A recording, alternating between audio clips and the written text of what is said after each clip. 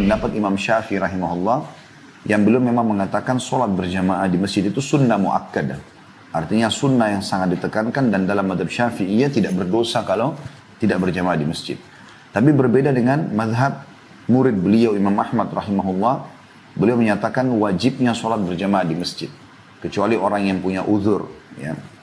Dan dalil yang dipegang oleh Imam Syafi'i rahimahullah adalah hadis ya, yang diriwayatkan juga oleh Imam Ahmad dan beberapa ulama-ulama hadis yang lain.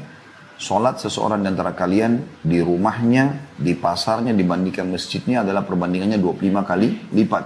Berarti di sini seakan-akan ada pilihan. Ya, boleh di rumah, boleh di pasar, boleh di masjid, tapi masjid lebih afdal. Makanya beliau mengatakan sunnah muakkadah. Tapi Imam Ahmad rahimahullah itu mengatakan wajib, terutama bagi laki-laki ya. Tidak ada alasan untuk meninggalkan sholat berjamaah di masjid. Dan ini juga ada pendapat Maliki ya, Imam Malik dalam masalah ini. Ya, artinya sebagian ulama mengatakan lebih cenderung pada pendapat jumhur. Ya. Berpegang pada hadis, kalau anda pegang bukunya adalah, ini dalil Imam Ahmad dan Imam Malik yang menyatakan bahwasanya sholat berjamaah di masjid wajib terutama bagi laki-laki. Yaitu hadis Bukhari nomor 644 dan Muslim 651. Kata Nabi SAW, walladhi nafsi biyadi, saya ulangi, walladhi nafsi biyadi, laqad hamamtu an amura bihatabin fayuhtab, thumma amura bis salati fayu'adzana laha, thumma amura rajulan faya'umman nas, thumma ukhalifa ila rijalin la yashhaduna as-salata fauharriqa alaihim buyutahum. Demi zat yang jiwaku berada di tangannya, Nabi SAW bersumpah, demi Allah, sungguh aku ingin sekali menyuruh supaya kayu bakar dikumpulkan, lalu dinyalakan, ya, supaya ada apinya. Kemudian aku menyuruh seseorang mengumandangkan azan sholat, serta menyuruh supaya, atau seseorang supaya mengimami sholat orang-orang. Kemudian aku keluar pergi, ya, ini tentu khususiyatun Nabi SAW ya. Nabi boleh saja melakukan itu, tapi ini Nabi memberikan gambaran tentang ancaman yang berat bagi orang yang meninggalkan sholat berjamaah, terutama bagi laki-laki yang tidak punya udzur.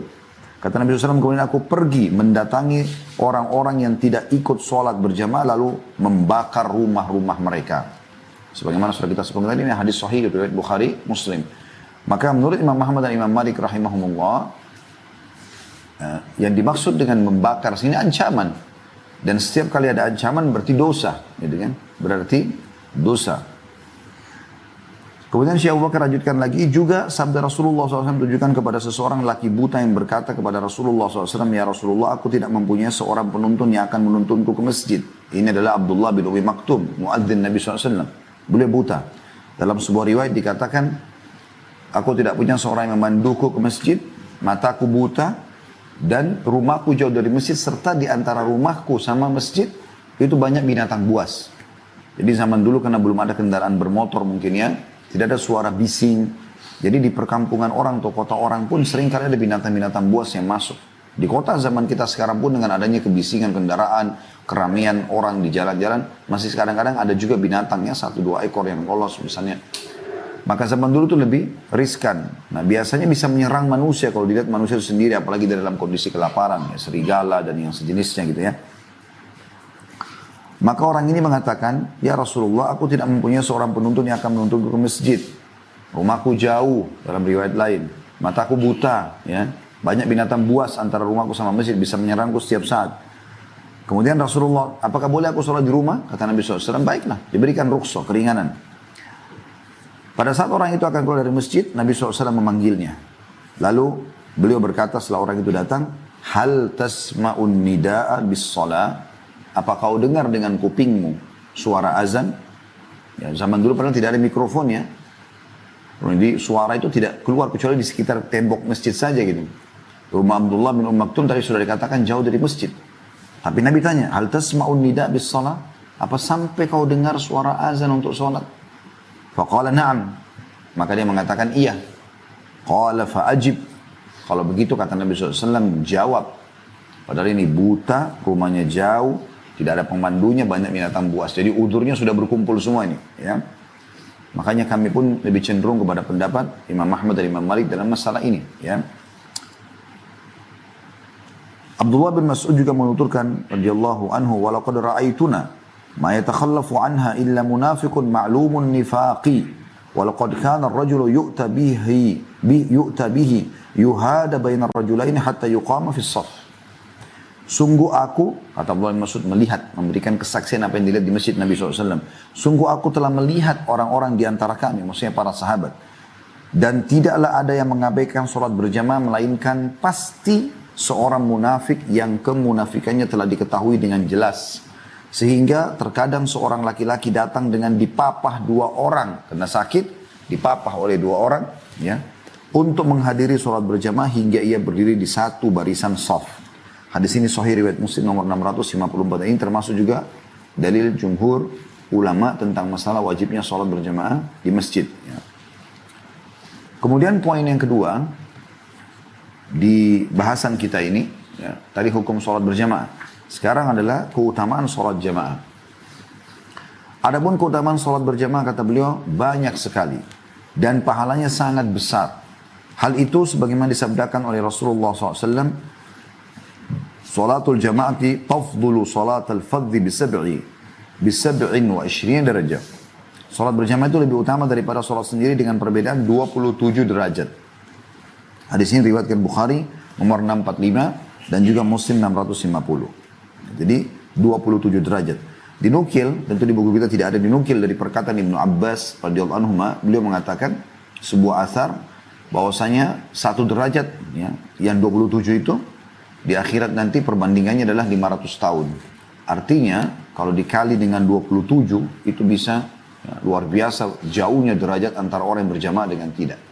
Dan kita teman-teman sekalian kalau sudah mulai diwaswas oleh syaitan untuk tidak sholat berjamaah di masjid misalnya, maka jangan pikirkan satu sholatnya. Kalau satu sholat kita pikir 27 derajat, kita selalu berpikir 27 angka yang kecil. Pikirkan kalau ini sudah akumulasi. Kalau satu hari Anda tidak pergi ke masjid, berarti 27 kali 5. Ya, ya. Itu sudah luar biasa gitu. 25 kali 5 saja itu sudah 125, tambah 2 kali 5 kurang 10, kurang 135 derajat kurang lebih. Ya. Itu kalau satu hari, kalau 2 hari Anda nggak sholat, ya, itu sudah 270 derajat. Kalau 3 hari, kalau 1 minggu, kalau 10 hari, kalau satu hari bisa 135 derajat misalnya. Ini kurang lebih tadi saya hitungnya, kalau saya salah mohon maaf. Kurang lebih seperti itu karena 27 kali 5 ya. Kemudian dikali 10 hari saja, itu sudah luar biasa. Berarti ada 1350 derajat Anda kehilangan dalam 10 hari. Bagaimana kalau sebulan, bagaimana kalau setahun? Berapa banyak Anda kehilangan?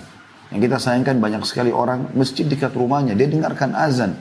Dia bisa jalan kaki atau dia bisa berkendaraan bahkan.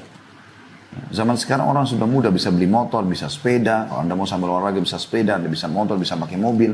Di Saudi itu sangat biasa masjid-masjid itu penuh dengan mobil-mobil.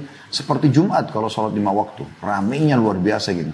Karena mereka tahu luar biasa keutamaannya. Dan Anda juga kalau ikuti materi kami kemarin di hari Jumat, sempat kita bahas tentang Sahih at-Targhib Tarhib tentang keutamaan juga berjamaah ya. Tapi hadisnya tidak disebutkan di sini, disebutkan di buku sana. Dengan sanad sahih bahwasanya, ya, tidak ada seseorang yang selalu rutin mendatangi masjid, ya, kemudian dia punya uzur, satu waktu dia tidak bisa hadir, kemudian dia kembali, kecuali Allah akan gembira dan bahagia dan akan memuliakannya karena dia kembali lagi ke masjid. Baik orang itu tidak punya uzur atau punya uzur, misalnya ini, dia selalu saja subuh dia ke masjid, kemudian dia nggak sabar nih, kapan duhur nih. Duhur datang dia lagi ke masjid. Terus begitu, maka setiap kali dia ke masjid, mau nyambut sholat itu, Allah selalu bahagia menyambutnya. Ya, dalam terjemahan buku kemarin, berbinar-binar, sangat bahagia. Dan sudah kita terjemahkan juga maknanya, kata ulama adalah, Allah akan muliakan dia. Allah akan berikan rahmat atau rezeki. Begitu juga, riwayat yang lain kita sudah bahas kemarin adalah, kalau dia tadinya rutin datang ke masjid, kemudian dia punya uzur, tersibukkan dengan sesuatu. Mohon maaf, dia buang air besar, buang air kecil, ketiduran, sakit, musafir dan segala macam gitu kan. Dia nggak bisa datang ke masjid, kemudian dia kembali aktif lagi pada saat sudah termudahkan buat dia. Mirip seperti kemarin kita pandemi, kita sama sekali nggak bisa ke masjid, tapi hati ini gelisah ingin ke masjid kan gitu. Nah kemudian kita kembali setelah pandemi sekarang ke masjid, maka pada saat itu Allah membukakan pintu kebahagiaan ya kepada kita dengan memberikan kemuliaan dan juga rahmatnya.